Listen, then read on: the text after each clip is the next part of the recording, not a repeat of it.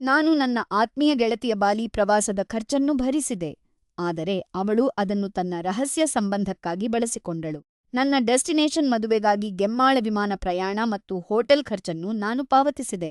ಅದು $2,000ಗಳಿಗಿಂತ ಹೆಚ್ಚು. ಆದರೆ ಗೆಮ್ಮಾ ಮತ್ತು ಅವಳ ಪತಿ ಜಾನ್ ಅಲ್ಲಿಗೆ ಬರಲೇ ಇಲ್ಲ. ಅವಳ ನೆಪವೇನು? ಅವರಿಗೆ ಹನಿಮೂನ್ ಮಾಡಲು ಹಣವಿಲ್ಲದ ಕಾರಣ ನನ್ನ ಹಣವನ್ನು ಬಳಸಿ ಉಚಿತ ಪ್ರವಾಸ ಮಾಡಿಕೊಂಡೆ ಎಂದು ಹೇಳಿದಳು. ನಾನು ಸಂಪೂರ್ಣವಾಗಿ ಕುಸಿದು ಹೋದೆ. 10 ವರ್ಷಗಳ ಸ್ನೇಹ ಒಂದು ಕ್ಷಣದಲ್ಲಿ ಮುಗಿದು ಹೋಯಿತು. ನಾನು ಆ ಖರ್ಚಿನ ಹಣವನ್ನು ಮರಳಿ ನೀಡುವಂತೆ ಅವಳಿಗೆ ಬಿಲ್ ಕಳುಹಿಸಿದೆ.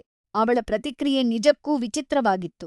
ಎರವರ ಪತನದಿಂದ ನಾವು ಜೊತೆಯಾಗಿ ತಿಂದ ಊಟ ಮತ್ತು ಪ್ರಯಾಣದ ಪ್ರತಿ ಖರ್ಚಿನ ಬಗ್ಗೆ 3 ಪುಟಗಳ ಹಣಕಾಸು ತಪಾಸಣೆ ಪಟ್ಟಿಯನ್ನು ನನಗೆ ಕಳುಹಿಸಿದಳು.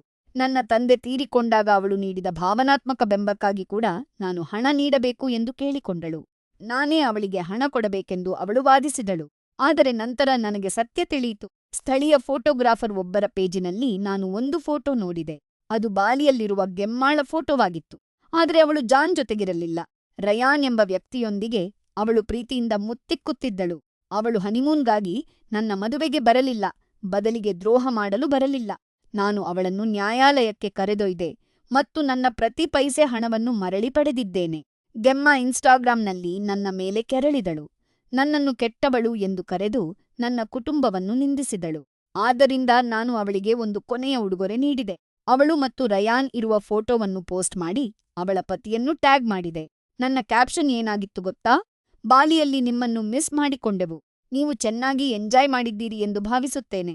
ಅವಳು ಸುಮ್ಮನೆ ಮದುವೆಗೆ ಬಂದಿದ್ದರೆ ಚೆನ್ನಾಗಿರುತ್ತಿತ್ತು.